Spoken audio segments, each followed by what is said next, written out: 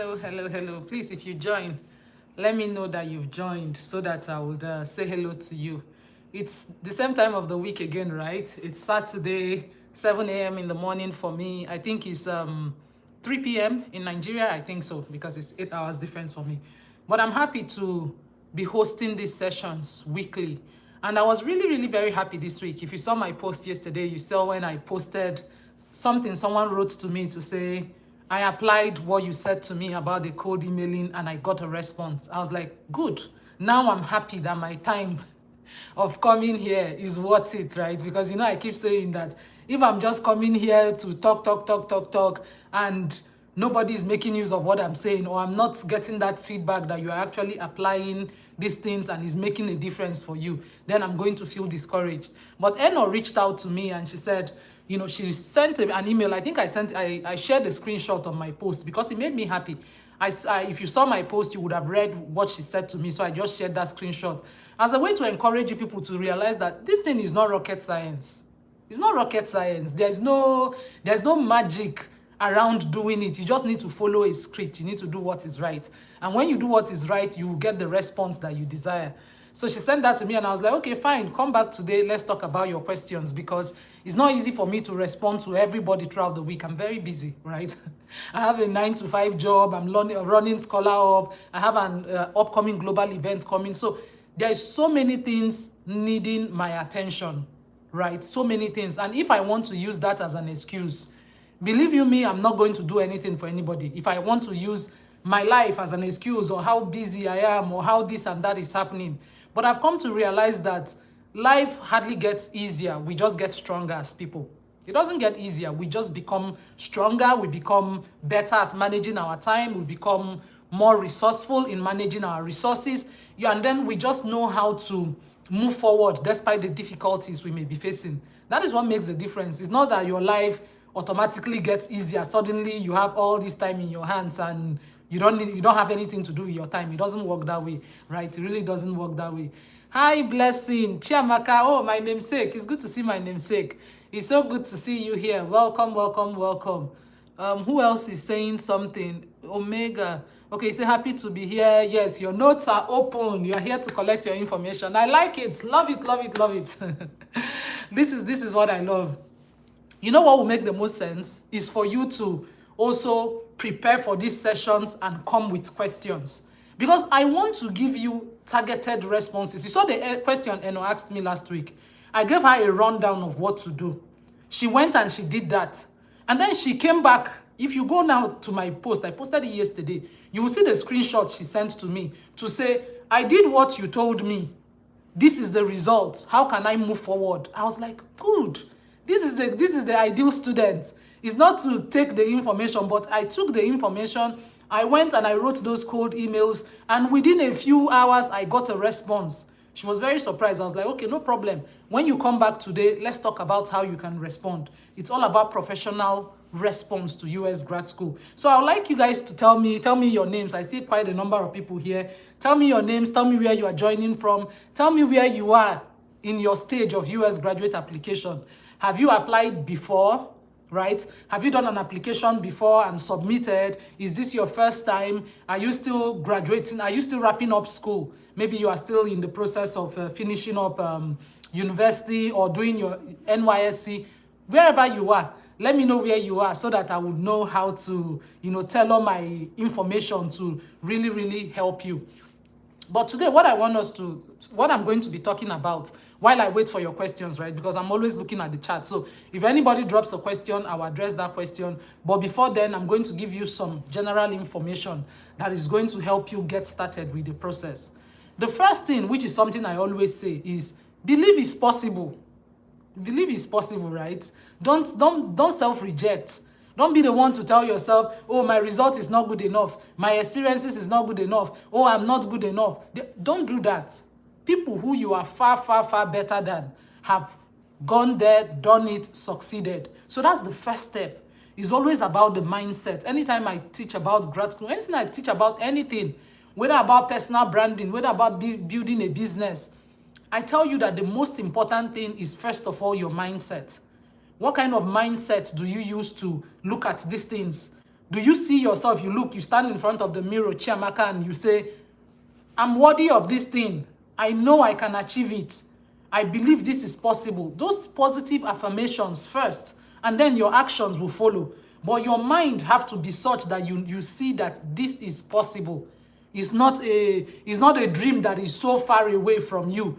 That is not something that is too difficult to achieve. Once you have that squared away, the next thing you need to begin to ask yourself is, what is your background? What is your background? What do you have now? That's what I mean. Like, what am I bringing to the table? Like Chiamaka, for example, which course did you do? What did you graduate with? Have you done a bachelor's degree? Have you done a master's degree? Which program have you done? Usman is here. He says, nice to meet you again. Yes, it's nice to meet you, Usman, Yobe. And, okay, you're joining us from Yobe. Welcome, welcome. So you guys tell me, where are you on your journey? That's very important for me to know. Like, where are you on the grad school journey? Eno is here. Eno, I was talking about you. He said the prof I reached out to, he said I should apply. And if I'm admitted, he would like to be my advisor. How do I reply to this email? This is very, very good. Let me clap for you. This is very good news that you've received. The fact that the professor is telling you to apply and he would like to be your advisor, you are already like 1 foot in. Because even when you are doing your application, when you are writing your SOP, you need to include his name, right? Because you've already established contact. First and foremost, before I even answer you, Eno, congratulations. I'm so happy that you took the advice I gave you and then you went and you put it into practice and you're coming back to me with something. For me, this is what makes my time worth it. This is the excitement for me that someone is actually doing something with this information. Someone is actually trying to move forward with it. Like you're not just taking the information after you write it down, then you disappear. Now, how you're going to respond, is first and foremost, that message has to be crafted in a very professional way, right? It has to be crafted in a very professional way. First and foremost, thank him. Tell him that you are very excited, that you are excited about his work. Include something about his work that excites you and is directly linked to something that you're doing, right? I know you said you have a degree in chemistry, if I remember correctly. So you do something about his research, something about his recent work that's connected with you. Tell him that you are excited to come and contribute to those research, and then tell him that you'll be moving forward with your application, but you also want to inquire about funding. You want to inquire about funding opportunities. So what you're going to do is an ongoing back and forth conversation to know where the funding is. Because now he has indicated interest. That's a good step, right? That's like one step in. That means he has looked at your CV, he looked at your cold email, and he saw that you are somebody that he would like in his lab. So that in itself, it's a good jump. Now you have to figure out the money. Because money is so important. I tell you people all the time, getting the admission is not the most difficult aspect of US grad school. Getting admission is not the hardest part, even though people think getting admission is the hardest part. It's not. The hardest part is securing that fully funded scholarship. So where is the money, right? So the question now will be, where is the money? Where is the money? Where is this money that is going to fund your education? So now that the professor have responded to you, first of all, start by thanking him. Start by reaffirming your enthusiasm to say that something about this thing excites me. I cannot wait to come on board. I'll be moving forward with my application. And then the next question you will ask him is that you also want to inquire about funding opportunities, whether as a research assistant or as a teaching assistant. This email have to be structured correctly, not making you appear desperate, but making you appear professional as someone who really know what they want, and also someone who know that they are bringing value to the table. And now let me know if you understand me. If you have any other question, please ask me the specific question, because I really want you to get this right? I want you to kind of nurture the relationship. One thing that people don't understand is that when it comes to US grad school, a lot of the process is built on relationship. It's about how you rapport with the professor who you finally connect with. It's about how you build that rapport, how you respond to the messages. One wrong move can be a reason why a professor changes their mind and just say, I'm not interested in this person again. Just one, there's something you may say, you won't even know that, oh, is this thing that I said? Sometimes that's just the way they react. They just begin to feel like, oh, no, this is not a good fit. So in everything you are doing, you're trying to emphasize why you are a good fit for that program. what you are bringing to the table. It's important to understand that grad school application is not charity. It's not charity at all. US grad school, getting in is not charity. It's all about what you're bringing to the table as a person. And the more you are able to establish that, the more you are able to show that, hey, it's me. This is what I'm bringing to the table. This is what I can do based on what I have done before. Because it cannot just be noise. It has to be on the basis of things. That is why I tell you, as you prepare, be very intentional about sitting with your CV. Sit with your portfolio and intentionally add things to your portfolio that will make it attractive. Intentionally add things. Look for, if there are awards that you've received, you can reframe it, make sure they are there. If there are projects you've completed, that you have the links to the project. If you have published papers, so be very intentional first about building. Don't be in a rush. Sometimes I see people, oh, I want to apply, but have you prepared? That's why people get rejected. They'll be wondering, why are they rejecting me? It's because instead of you to be rushing to apply, maybe take 6 months to prepare yourself. Take 6 months to ask the right questions. Ask yourself, what do I need to be a candidate that people will look at and say, wow, I want this candidate in my lab? What are some of those things? What are some of the boxes I need to check? Put in the time and the effort to build that portfolio. When you start your application, it's going to accelerate the process. I tell you people all the time, I tell you, and that's the gospel truth.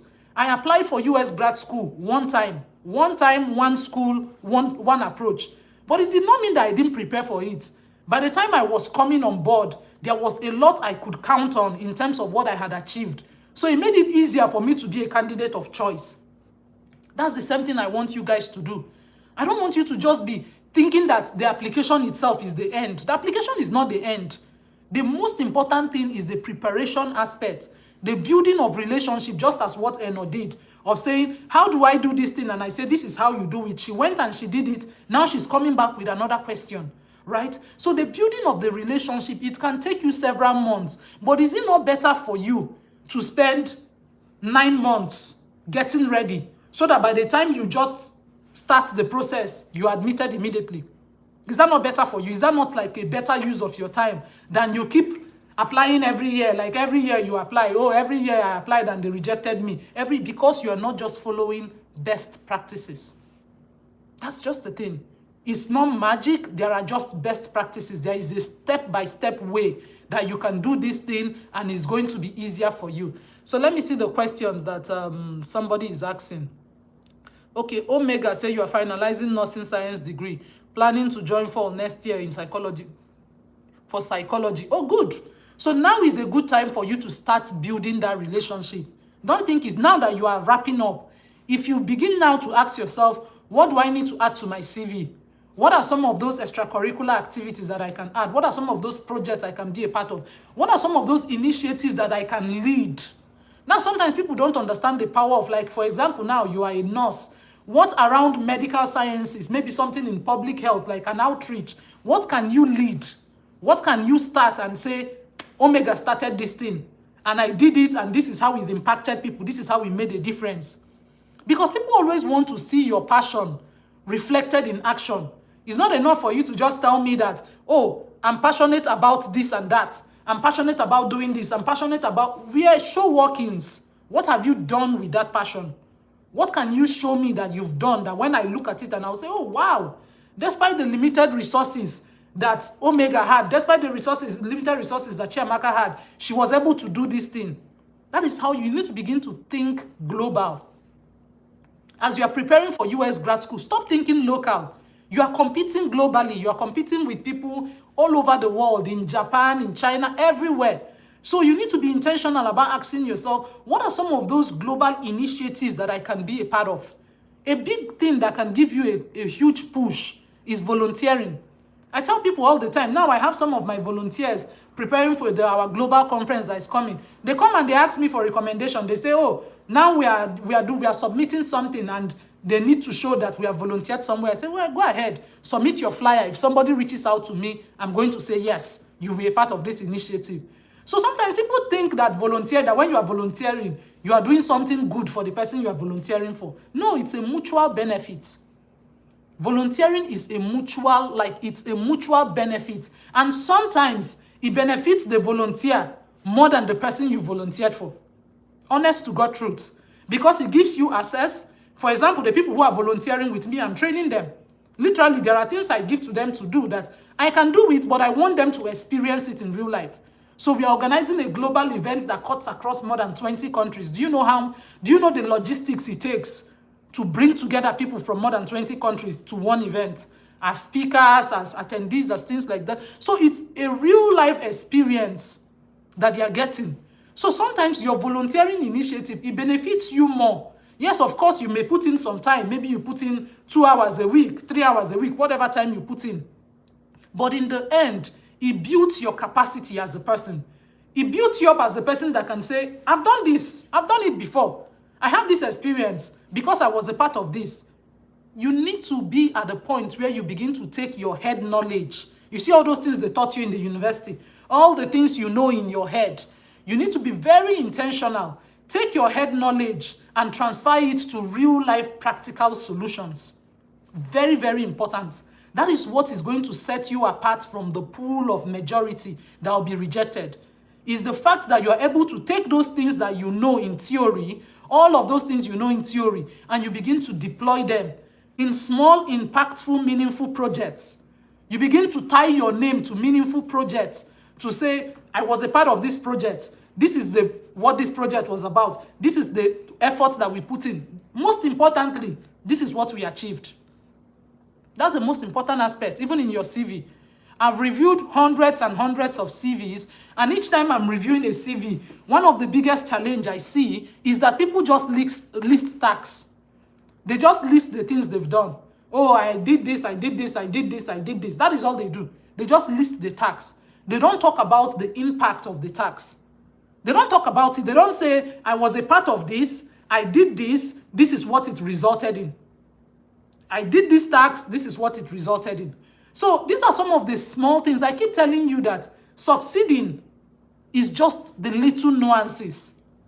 The difference between the person who gets admitted and the person who gets rejected. Most of the time, go and check the portfolio of the person who got rejected. It may even be stronger than the person who got accepted. It's just that the person who got rejected did not know how to package their portfolio.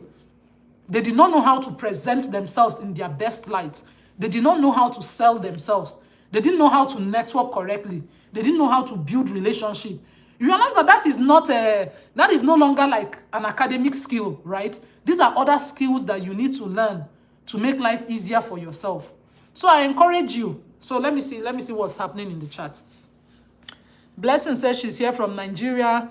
2 months ago when I decided to pursue a master's degree, and I'll be doing this for the first time, and I believe I'll get there. Yes, I love that you say you believe that you get there. You hold a BMLS 2021. Good. So I guess the question I want to ask you, Blessing, now is, what are you doing? It's good that you believe. First aspect, mindset, right? I trust. I know that I'm going to do it. That's good. That's the first aspect. So you got that part checked. The second question now is, what are you doing intentionally to build up your portfolio while you are in the process of putting your application together? What are you doing in terms of doing that? That's the question I want you to reflect on. That's what I want you to take with you from this life. To ask yourself, what am I doing intentionally to help my CV stand out? Even if I graduated with a first class, what other things am I adding to it? So that by the time I start sending messages, by the time I'm submitting my application, then it is something that is exceptional. It is something that people want to look at it and say, oh, I want to be your advisor because I see the fit. I see how you connect with this program. Omega says she's currently finalizing nursing. Oh, okay, yes, you're planning to join her. I read that before.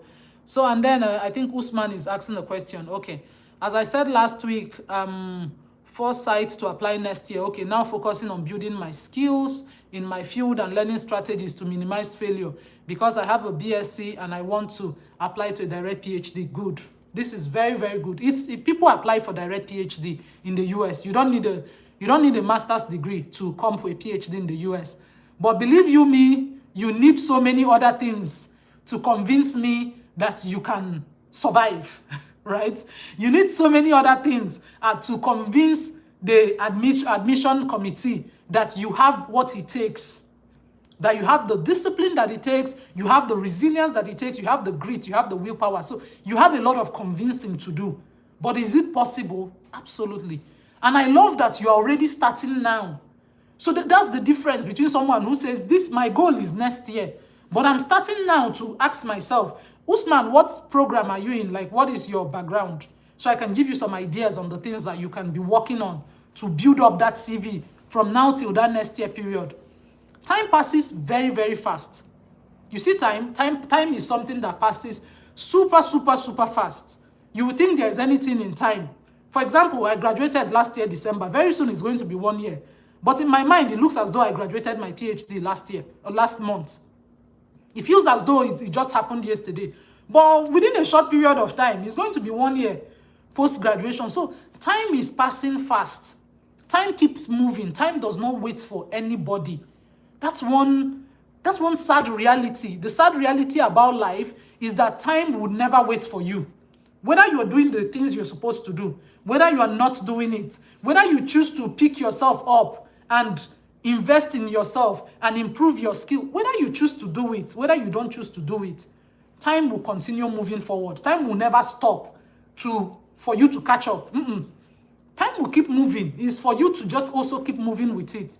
Otherwise, you'll stay stuck, right? So let's see what Eno is saying. Take your head knowledge, transfer it to real life projects. Yes, that's the thing.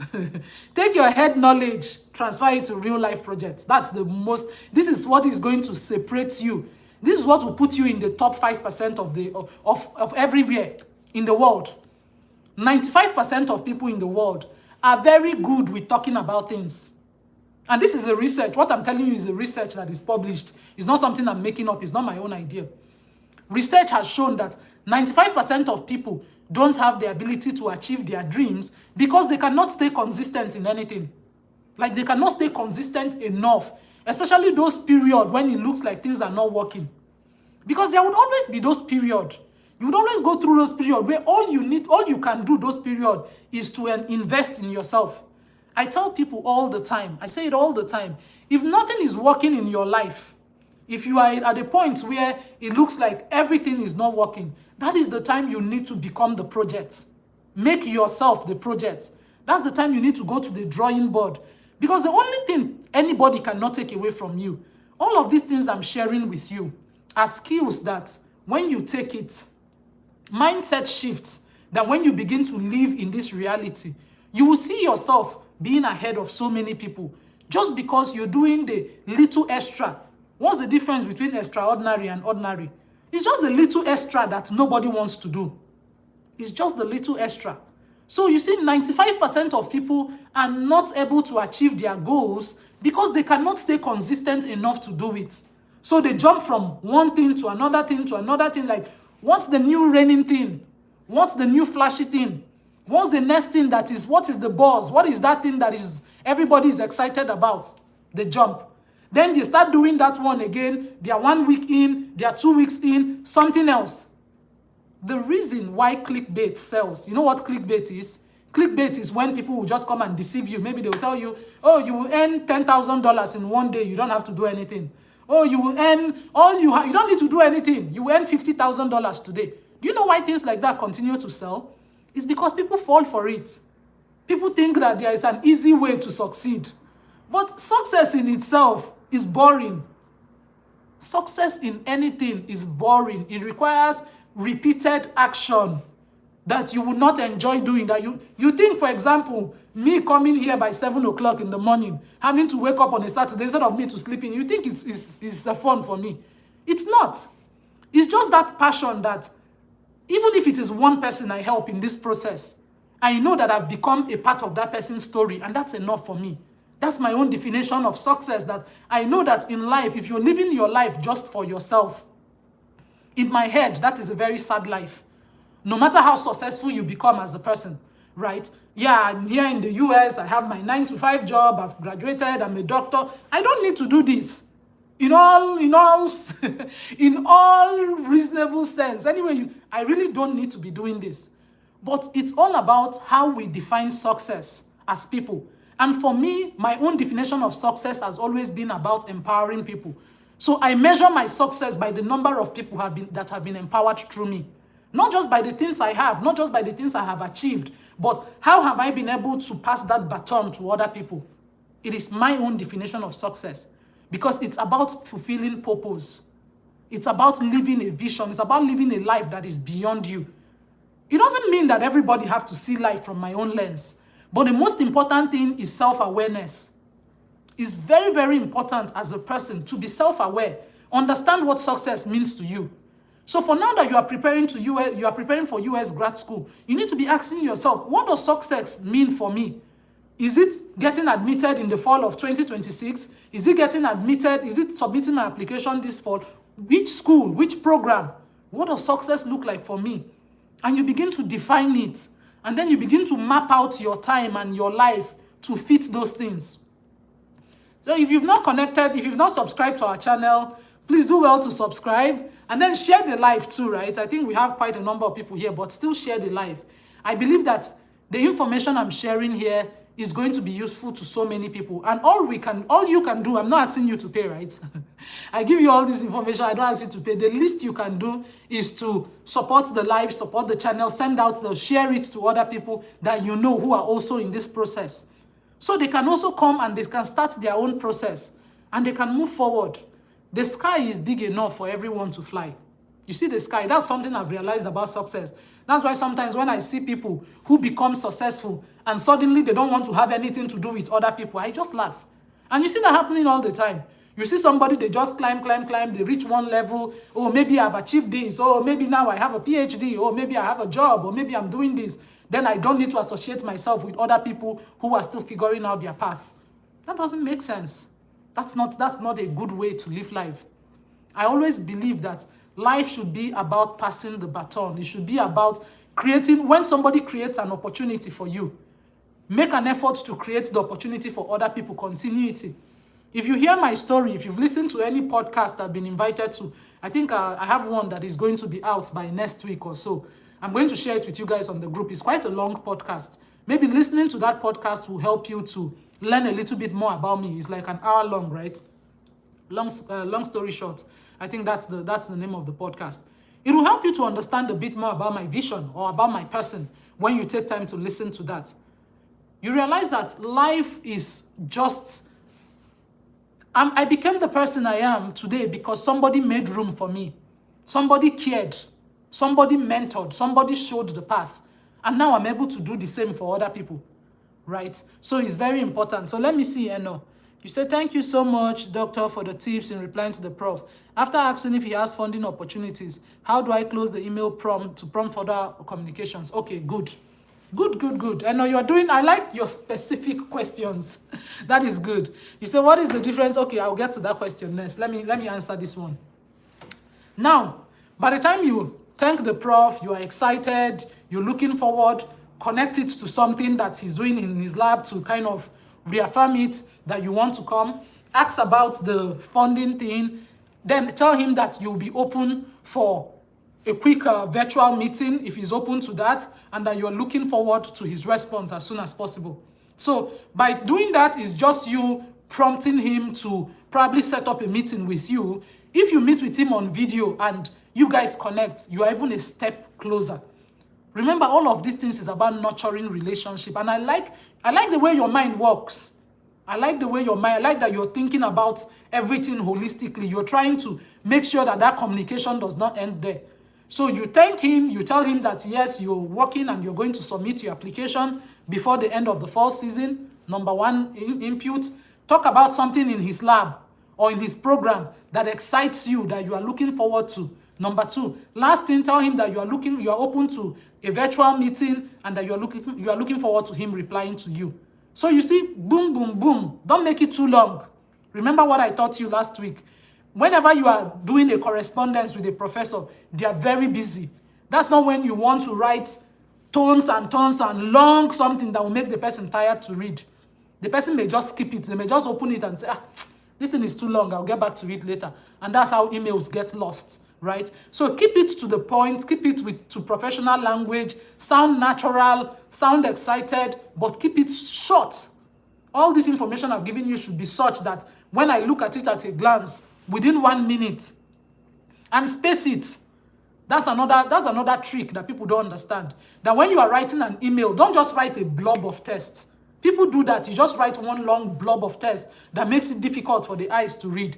Instead, kind of keep your points in like paragraph and put spaces in between. So first paragraph, you are excited, you're thanking him, you're looking forward to applying. Second paragraph, you're asking about funding. Is there research assistant position within his lab? Third paragraph, you're asking if you can set up a virtual meeting, or you're looking forward to responding with him. And no, you understand? I hope you do. Make sure you understand before you leave, right? And then you have another question. Let me see your other question that you asked. So, Blessing, you're welcome. You're very, very much welcome. And I'm looking forward to you starting this process and coming back to tell me where you are and asking me specific questions. Like I told you, if this live is not helping you guys to move forward, it's a waste of my time that I don't have, right? So that was why you saw that before I even started this, I was asking for a poll in the group. I was asking you guys, do you want me to do this? Do you think this is going to be helpful for you?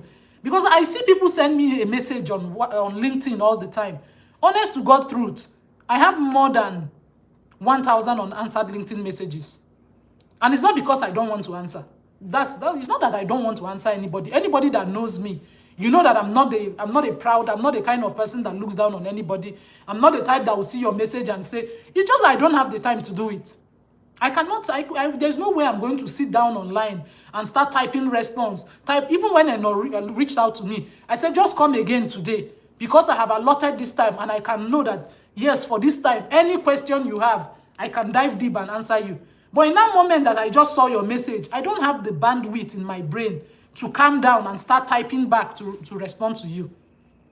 So that's the thing. So you send messages sometimes to people, you say, oh, wow, I've been messaging this person, they didn't respond. Give people grace. Give people grace. People are busy with life. America is not easy the way people think. So people are busy, sun up to sundown, having just very little time for other things that they want to do.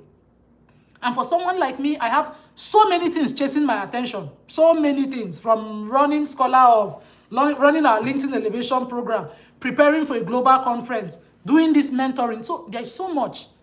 It's the only way I can succeed is by compartmentalizing. You know, and I'm teaching you this as a time management tool.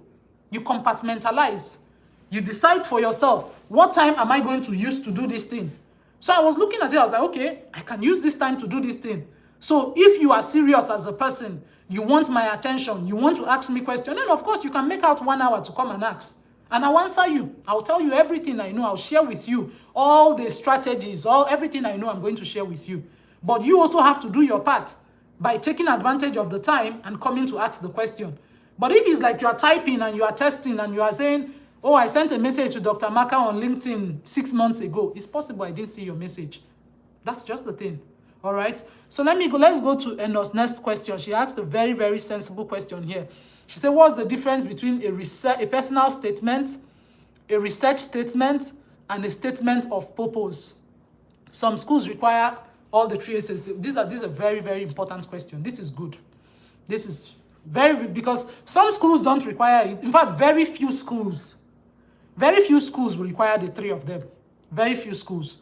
Some schools require a personal statement, not a statement of purpose. Some schools require a statement of purpose and a personal statement, and then research statement. Of course, research statement is different. So let's take it one after the other so that you get the clear differentiation between them, right?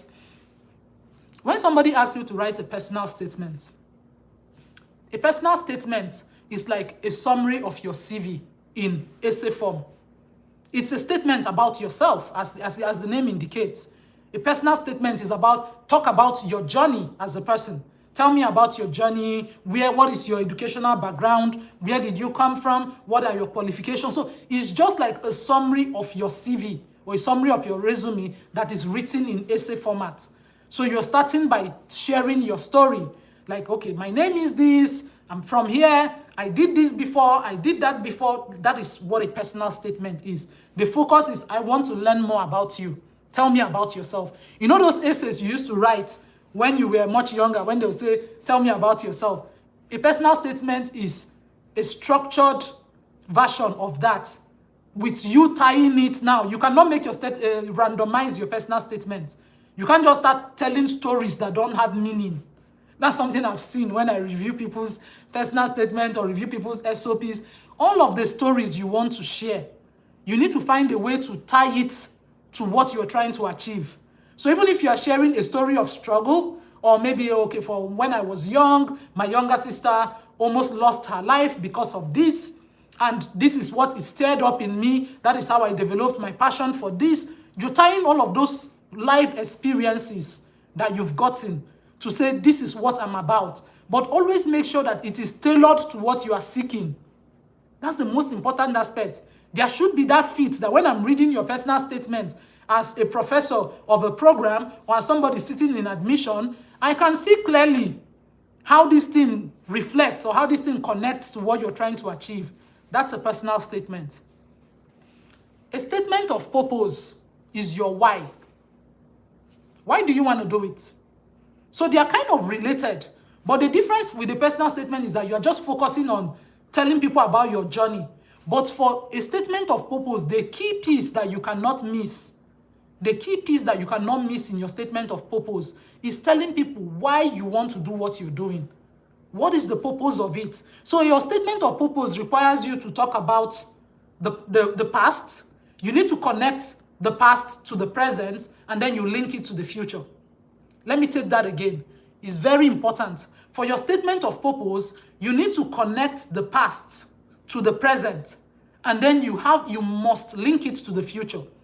What do I mean by that? You're coming to tell me that this is your past experience that has prepared you for a time like this. So a master's degree in so-so-so school or a PhD in so-so-so school is a natural next step for you because of these experiences that you've gained.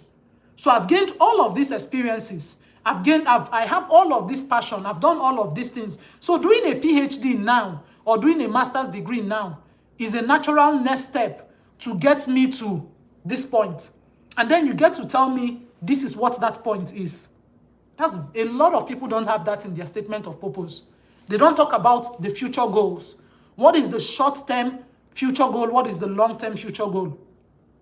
Very, very important. You need to be able to describe your short-term goal. In the short term, I want to get this degree so that I'll be able to do this. I'll be able to make this difference. In the long term, this is what I'm about to do. So it's the purpose, the why. Research statement is the third one that you asked. Your research statement, now I want to know your experience with research. A lot of schools for research-based PhD would ask this question because they want to know whether you have any experience doing research or not.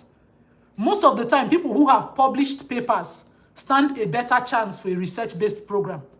If you're able to show that you've published papers, because that's proof. The most important thing that people are looking for is proof. It's not just saying, I'm so passionate, I'm so excited, I really want to come. Everybody is. The question is, what can you show me? So your research statement dives into talking about the experiences you've had doing research, like your undergraduate projects. I know most of you here are Nigerians. So, and I know in Nigeria, before you graduate, everybody does a project, which is great. A lot of times, people discount those projects that they do. They don't understand that those projects is what they can even use to publish their first paper. As an undergraduate student, my research was published. It wasn't the greatest, it wasn't the best of anything, honest to God truth. It was just the determination to have something. So I encourage you, that's why there was somebody I was encouraging last week. I said, go back to your undergraduate projects that you've done. Go back to it, go talk to your advisor, find a way to publish that thing. Even if it is in a local Nigerian journal, it's okay, it's better than nothing. It's better that you don't have anything. Because you've already done it, you've already written it. I know that in Nigeria, you cannot graduate without your projects. You would have written your projects, binded it up, submitted it. So you already have a written document that you can now streamline to it. That is good practice.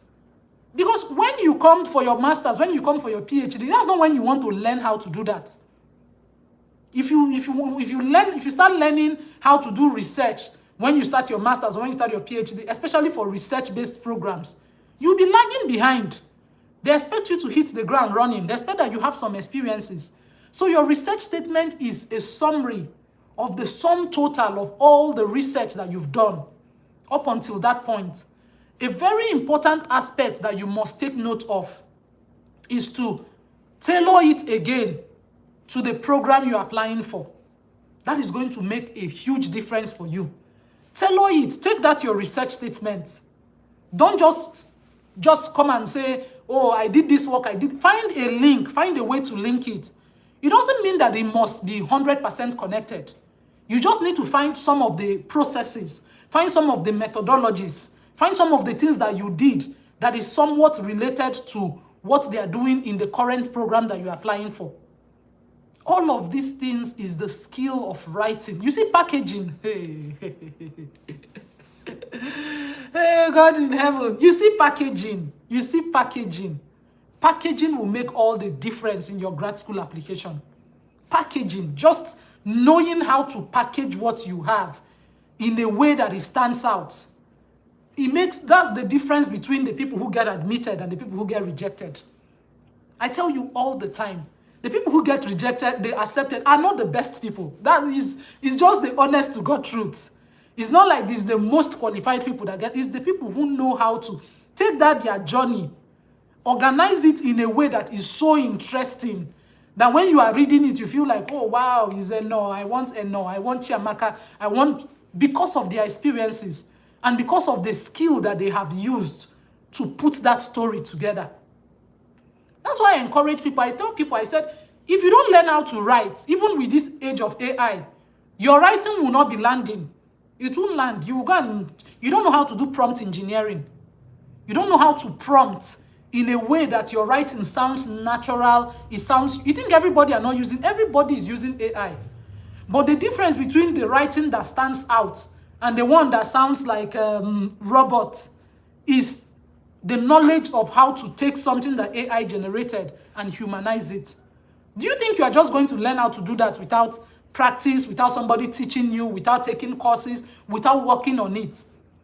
When I tell young people, I say, join our LinkedIn Elevation program so that you learn confidence. You learn how to write to a global platform. You learn how to respond to people. You learn how to network. People discount those little skills. They don't understand that most times it is those small skills that you have that most people don't have that helps you stand apart.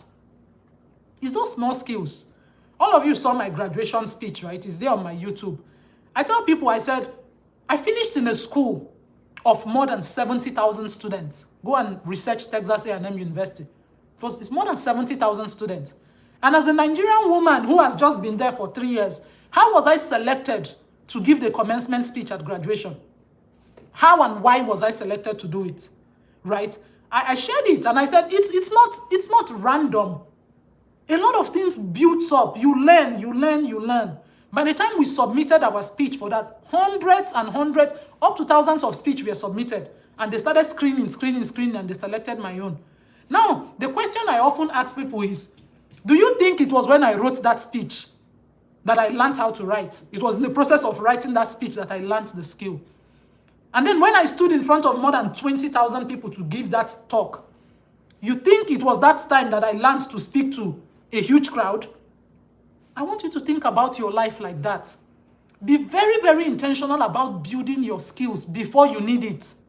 Don't wait until that opportunity comes in front of you and then you lose the opportunity because you're not ready.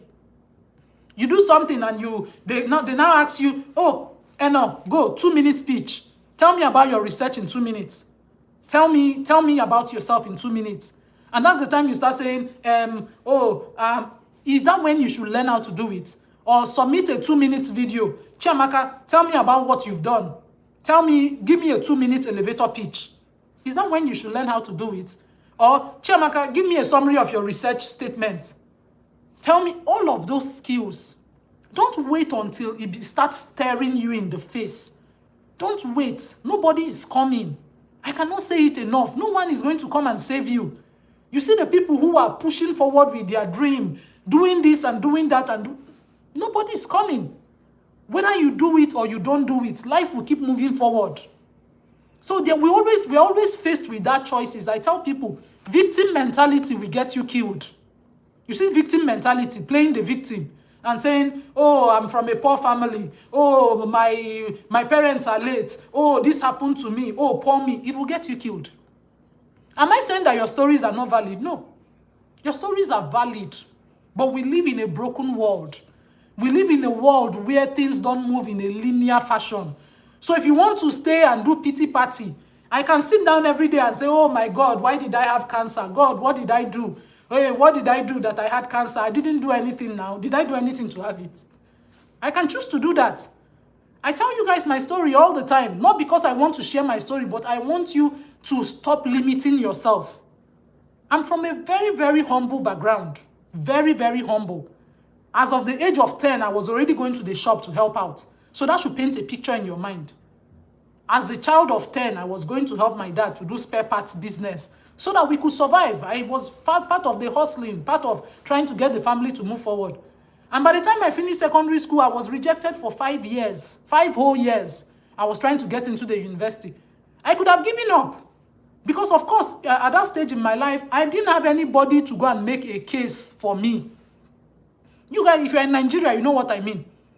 Most of the time, if you don't have someone that will go and talk to somebody that will go and maybe pay some money or somebody, it becomes hard for you to get admitted. I was in that situation. I didn't have anybody. It was either I got admitted on merit or I don't go to school. But I kept trying. I kept writing JAMB. I became JAMB customer. I became JAMB, like serious customer of JAMB. Like serious customer. Every year writing JAMB, I will go rejected. Every year I could have given up. I could have said, oh, well, my life is sad. Oh, well, my family, my father doesn't have money. Oh, that could have been the end of this. You would not even know me. If I did not push through that 5 years until I got admitted into plant sciences and continued that journey, you won't even be hearing me. Like, you won't even come and sit down here and believe that I'm worth listening to. It is your life experiences that you use as arsenal to build up yourself. So stop using the things that happen to you as limitations. Instead, use it as a stepping stone, even in your grad school application package. It's two different things for somebody to say, I went through this hardship, but even though I went through this hardship, I didn't give up. This is what I was able to achieve. This is what I was able to do despite the hardship that I faced. That's one story. It's another story to say, I went through this hardship and I didn't do anything about it. So all that pity party, victim mentality, take it from me, it will get you killed. It will keep you stuck. It will keep you in one place and the world might stop and pity you.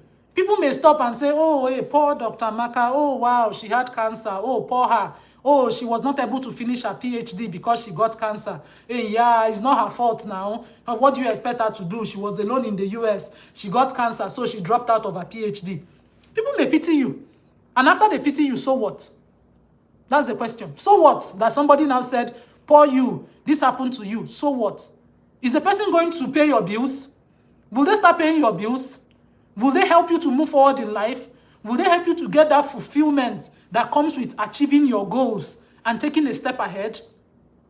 I'm sharing these stories with you because I remember when I had cancer and I said I was going to continue my classes, a lot of people, even my professors, were like, what's wrong with you? Relax. Don't just take your time. Take all the time you need. Don't be in a rush. Take your time and recover.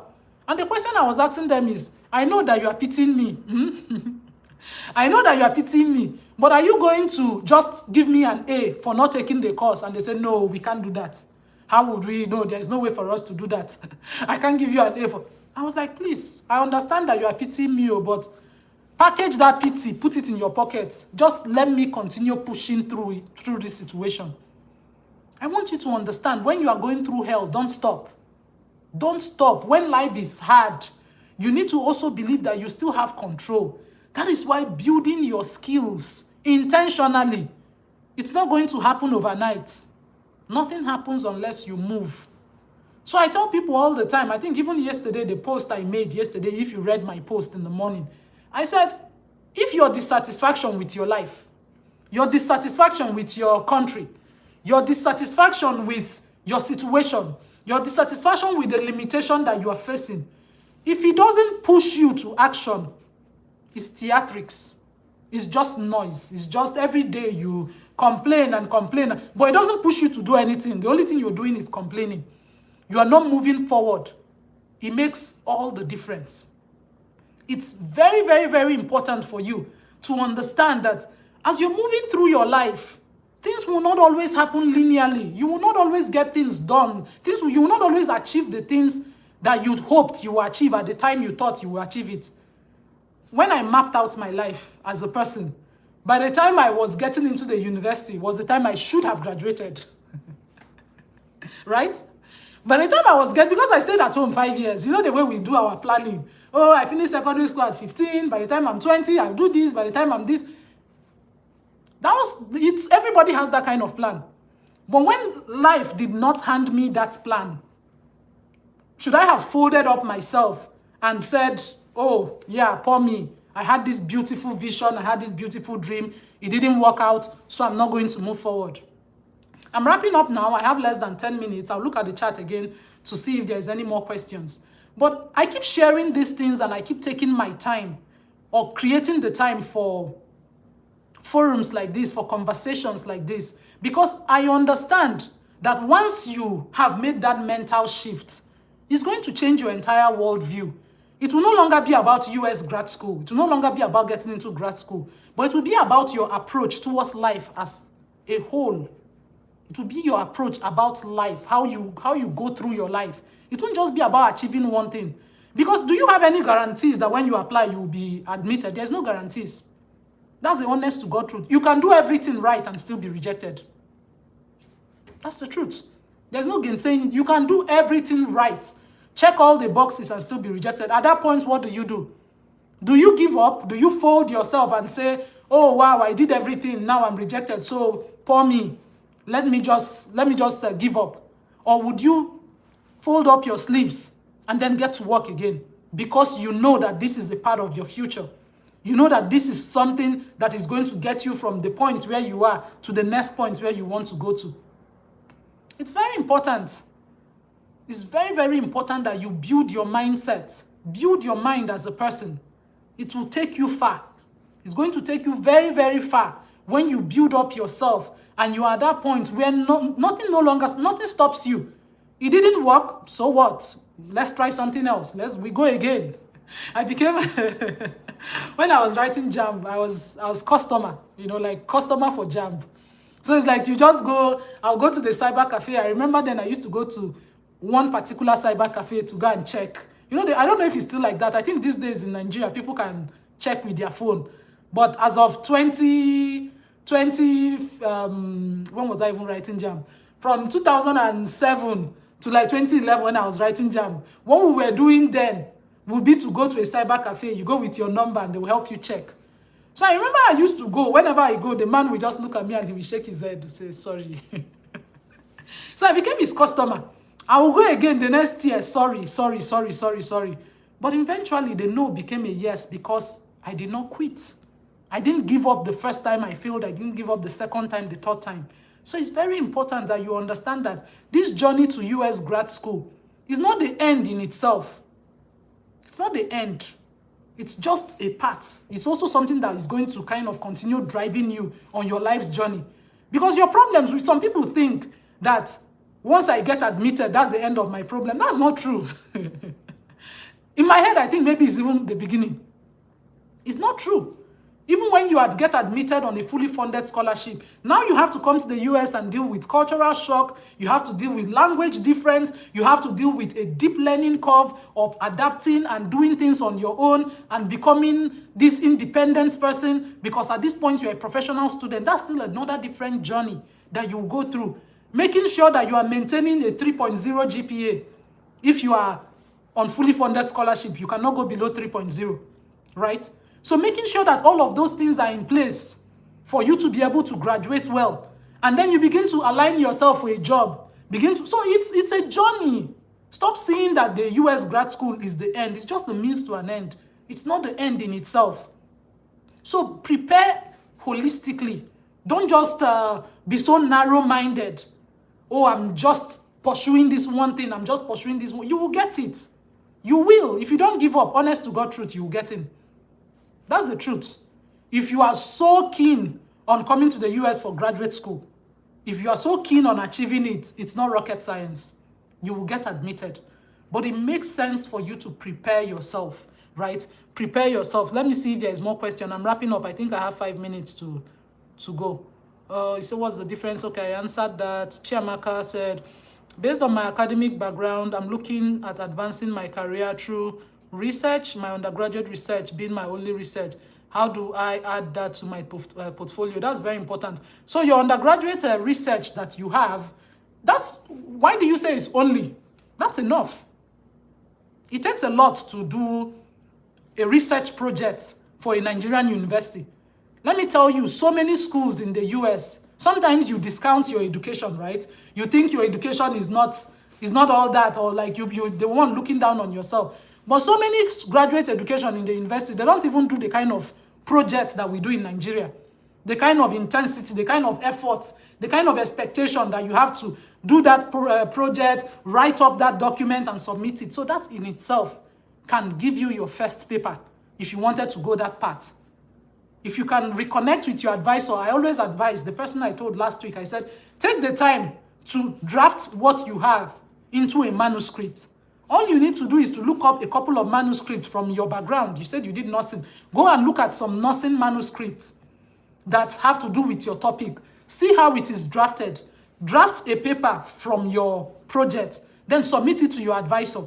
Most advisors are happy to publish. Most of them, my undergraduate research was published. Was I really the one who packaged it well? No. But I had my advisor. So once I did the first draft, they are willing to package it well and you publish that. Having a published research as someone who wants to go into research is going to help you, except you don't want to go into research in terms of grad school. But if your whole grad school journey, if your whole grad school pursuit is to get into a program that is a fully, like me, I did research for my 3 years of grad school, published my papers, did all of that. So having a background where I could show that I had done some research, it helped me. It made a difference in my application because I was able to bring that to the table. So Chiamaka, this is what I'm telling you to do. Start with what you have. Don't say it's only. What you have is good enough. What you have is really, really good. I think this is another thing that we need to dive into maybe by next week. That as Nigerians, most of the time, we have this propensity to discount what we know how to do. You just think that everybody is better than you. And that's not true. So even when you get awards, even your experiences, even projects you've been a part of, in your mind, you are telling yourself, is only this, is only that. Oh, this is not good enough. It's not true. What you have is really good enough if you know how to package it well. It all boils down to packaging.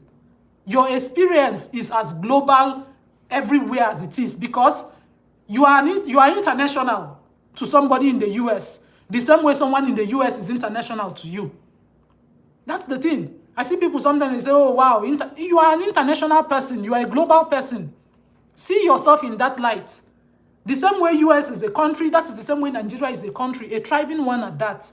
So know how to present yourself and say, okay, these are my limitations, but I was able to achieve this. And don't discount those experiences.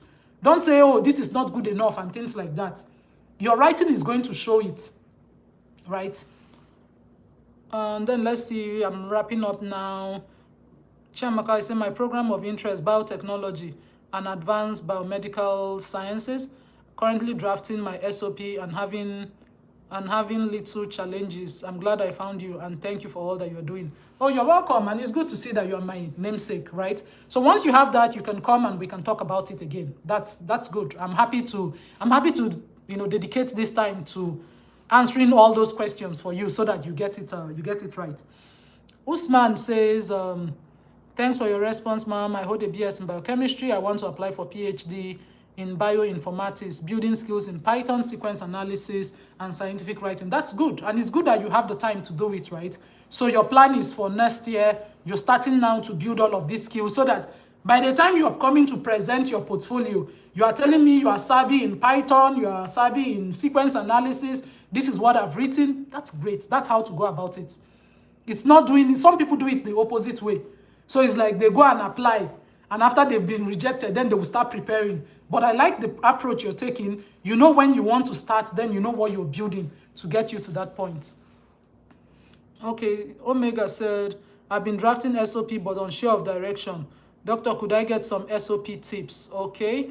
Can I use research writing about nursing field to use in psychology as research experience?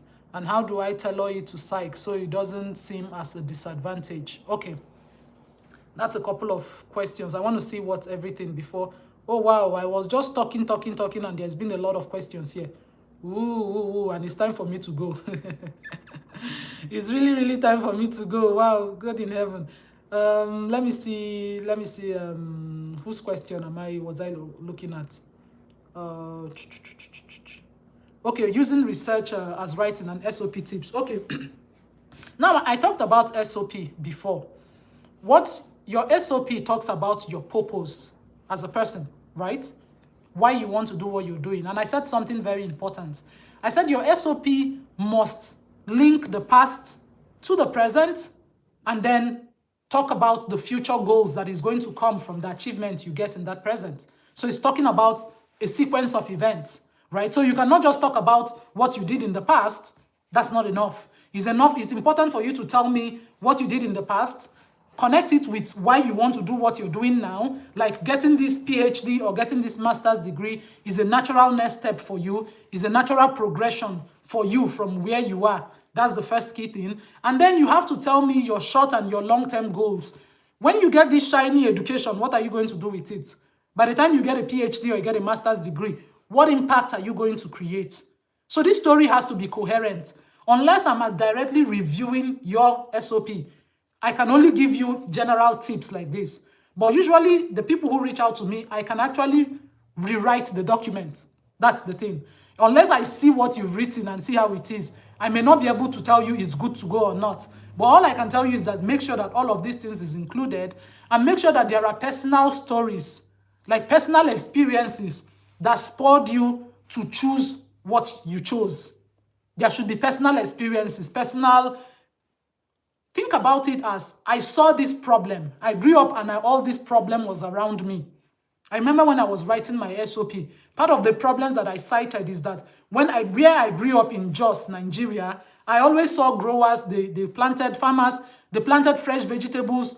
During the rainy season, they had so much, and most of them was even wasted. So you could see tomato or potato being rotten in the marketplace. You could see it rotten in the marketplace. But during the dry season, the same people were struggling for food. So that was a problem that I saw, and I was trying to find a way to bridge the gap so that these farmers would have a way to actually get value-added products from their farm produce so they are not going hungry during the dry season. So that was a story that was written in a coherent way that could talk about a particular problem that I identified in my environment that was spurring me to look for these skills now, to get this degree now, that would better equip me to be ready to solve this problem. So you get it? I don't know if you understand. So there has to always be that personal touch of, I got it, now I want to get into psychology. Why? Because you have a nursing degree. You may stand a better chance with getting a master's degree in nursing.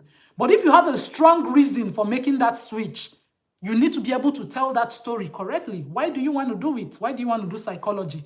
Why are you leaving nursing for psychology? Very important. Then the next thing you need to answer, how have you prepared yourself for psychology?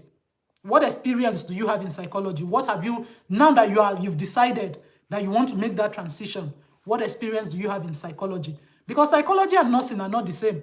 So it's always easy. I don't want you guys to get hung up on the course you want to read when you are coming to the US for grad school. Don't get hung up on it. I got a degree in horticultural plant breeding. Today I'm working in AgTech. I'm working in an agricultural technology company. I'm hardly doing anything with the horticulture that I did, right? Not that I'm not using it, but I'm not using it directly. When it comes to degrees in the US, there's a lot of transferable skills that you learn. So it's not just all formal learning. There are so many skills that are transferable. So don't just get so stuck in, it has to be this course, it has to be this program, don't get so, that could just delay you forever. I will tell you, as much as possible, make sure you are going for a course that you can show the best fit for. That will get you in. When you get into the school and you get done with the program, there are so many other professional trainings you can take. There are licensing. There are so many ways you can still diversify and go back to that thing that you like doing. But at least this was your way in. This was your way in. That's something that you need to be very intentional about. So I hope Chiamaka, is it Chiamaka now that is asking me, or Omega? I hope I'm not mixing up your names. Yeah, Omega. I hope that helps you. Usman says he's volunteering at ScholarUP Mentoring Academy, and he's the co-founder of Bright Mind Education Foundation, which our mission is to educate young people and share information to them. These are my background. This is like Usman. I'm highly impressed with what you're doing. Like you're taking all the right step, and I wish all of you will take a bit of lesson from Usman, knowing that I want to apply next year for this course. This is the course I want to apply to bioinformatics. So I'm taking the time from now. I'm learning Python. I'm learning sequence analysis. I'm learning how to write research. That is on the academic side. That is on your hard skill side, which is important. There has to be a balance of hard skill and soft skills. You need to be able to show technical skills, and then you need to show people skills. So on the side of the technical skills, he's covering that bridge. Then on the side of the soft skills, you hear him say he's volunteering at ScholarUP Mentoring Academy. At the end of the day, he will get his certificate for volunteering. He will be able to show that I did this. I was part of this global conference. I was part of doing this. Then he also co-founded a foundation that is helping students. So on the side of the project, on the side of his volunteering, on the side of his leadership, he has that end covered. By the time he puts this thing together into a coherent story, believe you me, even as someone who has a bachelor's degree, people will choose him 100 times over so many people who have a master's degree. And the only thing they can show in their certificate is that they have a master's degree. Or the only thing they can show in their CV is that they have a master's degree. Someone now who is now intentional about building that portfolio, building that diversity. So I'm working on my technical skills, and I'm also working on my people skills. I'm working on my leadership skills. I'm working on all of these things. By the time you put it together and you write it well, the sky will be your limit. So thank you for sharing that, and I hope we can take that example as a way to go. Yeah, so build your skill before you need it, right? And Patricia said, being intentional of upskilling one's career is the currency. That's right. There is no, either you do it or you don't do it, right? Almost. Hello, Dr. Ifeduba. Greetings from Eric Kosa. Oh, Eric, how are you? What material qualify to be submitted as a writing sample for grad school application? Okay, this is good. This is really good. So what material qualify as a writing sample? Most of the time, the best way to go about it is use a research that you've done. And the good thing is, all of us in African countries, I don't know about Ghana. I can't speak for Ghana. But in Nigeria, there is no Nigerian student that graduates from a Nigerian federal university that don't have a project. Correct me if I'm wrong. But that's my understanding of it. Because I went to school in Nigeria and then I lectured for 3 years in Nigeria before I left. So I don't think there's any Nigerian student that graduates the university without having a research project. I know that is part of the requirements. That's like part of the requirement that you fulfill before you graduate. So it's very important for you to go back to that research that you've done and summarize it to the number of words that is required for that program. But the important thing for you to do is don't just summarize verbatim, find a way to link it to the program if it is connected. So depending on number of words, they might be asking you for 500 words, 1,000 words. The best thing, go to what you've done because you've done something. Don't discount what you've done. Use what you've done and submit it as your writing material. I see Padilla. Is that not my friend, Don? Oh, wow. I'm surprised I'm seeing it. He's saying, Why are you saying, Who is it Don or is it one of his people that is here? I'm just scrolling. I just saw it now. All right, I have to go now. Rahimat. My name is Rahimat from Nigeria. I hold a BSc degree in plant biology. I applied for fall 2025, but I didn't get in. I was waitlisted in one school and then later denied. Okay. And one other school said that if I self-fund, I will be admitted. Of course, you can't self-fund. That's not reasonable. And the reason of denial is funding. I'm planning to apply for fall 2026. One challenge I had is securing an advisor. Okay. I have started sending out email to advisor. They are responding, but I have not gotten a positive response. So please, what can I do? Let me see the name again. Rahimat. What you can do is to make sure that your code email is well structured. I don't know what you are sending out. So I have to go now, but I would say probably reach out to me. It's very important that what you are sending meets the requirements. If you were here last week, I gave Eno a step-by-step guide on how to write an effective code email. So you can go back to that live event. It's just the live, you see it, the date. It's the same flyer, so you just have to check the date for last week Saturday. Watch that event and see the step-by-step guide on how a code email should be presented. Then match that against what you have. If you also want me to review your documents, that's also something that we offer at ScholarUP, so you can reach out to me. I think all of you are on my WhatsApp group, so you can reach out to me and we can talk about that. But if you want to do it yourself, simply go back to that video of last week, watch the video. I actually literally gave a step-by-step on how to structure it. And the good news is that she used that, and within that last week to this week, she told me that the professors responded and she's now continuing the conversation. So if you were here at the beginning, you would have heard me talking about it, right? You would have seen me posted about it. So I think that is what you should do. Start from that, and I'm going to be here again next week. Then Victor says, thank you for this information. Is it possible for me to send you a drafted SOP for grad school?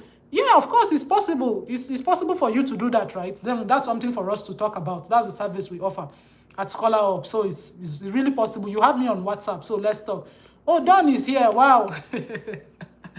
It's so good to have you join my session. I didn't even know it was you. I am just seeing you. Okay, I think we've come to the end of our session. I've done an additional 10 minutes. I usually want to keep it to 1 hour because I have to get to other things. Thank God says you appreciate it. I already have an interview with a Texas A&M professor. Oh, wow, nice. What's the professor's name? Probably someone I know. That's good, that's good. I hope that interview turns out well. Make sure you prepare very well.